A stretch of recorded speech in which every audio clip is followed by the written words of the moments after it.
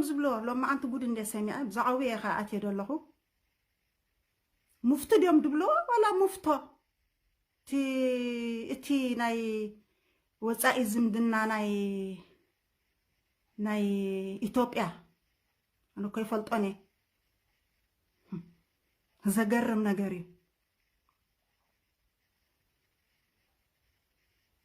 ሎማ ኣንቲ ዘዛረቦ ዘረባ ህዝቢ ኤሪትራስ ብናጽነቱ ሕጉስ ኣይኮነን ኢሉ ተዛሪቡ ሞ ይሕዋተይ ኣለኹም ዲኹም ደቂስኩም ብናጽነትና ሕጉሳት ኣይኮንና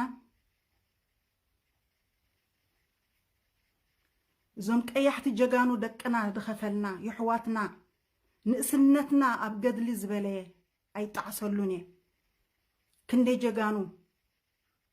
ክንደይ መንእሰያት ዝሰንኮሉላን ዝዓወሩላን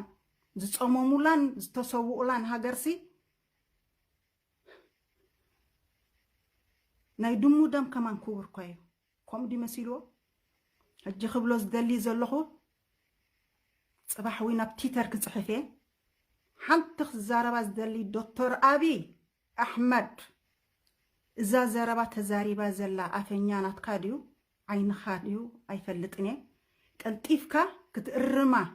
ይቕሬታ ክትሓተሉን ህዝቢ ኤርትራ ይሓተካ ኣለኹ ኣነ ደሃፋይ ቲንጋሎንጊ ተጋዳሊት ብንእስነተይ ዝተጋደልኩ ስጋብ ሕጂ ኣብ ገድሊ ደለኹ ህዝቢ ኤርትራ ዝደቀሰ መሲሉካ ኣሳፊሕካ ሞት እዩ ተኸርሚኻ ሞት እዩ ሞት ሓንቲ እያ ክልተ የብላ ሰለስተ የብላ ኩሉ ህዝቢ ይስማዓዮ ይመልሶ ኣለኹ ኣነ እዚ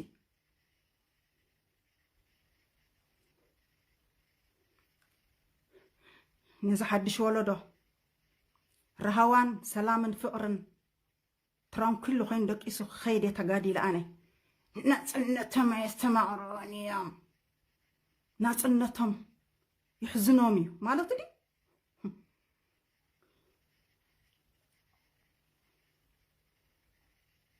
ደመይ ተፍልሐኒ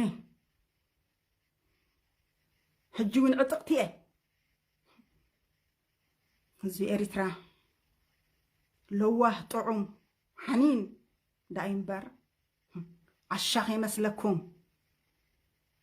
ገዳይ ገዳይ ናይ ዝበልኩም ትሚልና ተጸሚምና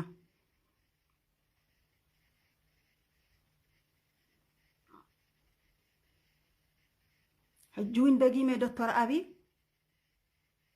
እዛ ዘረባ እዚኣ ይቕሬታ ሕተተሉን ህዝቢ ኤሪትራ ብለካ ኣለኹ Yes, you have to say sorry for Eritrean people, okay?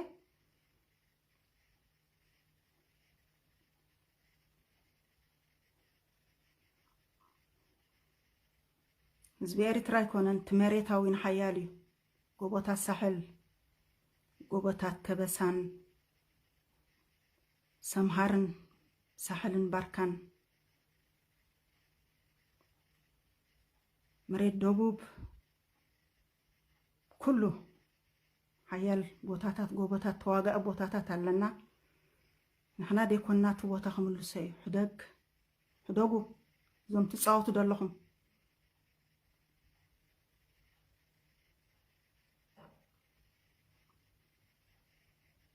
ዓይንና ከምዚ ከይመስለኩም ኤርትራውያን ከምዚ እዩ ዓይንና ከምዚ ዓይንና ፈልጡ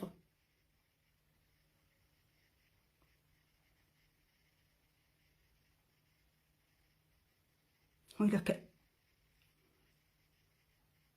نحنا ما مزخده نتصدف مسيلكم ددحريا طيل زو فرس بعرايسي موز دليا بعرايسي لما ددحر طيل وفر كم يكوننا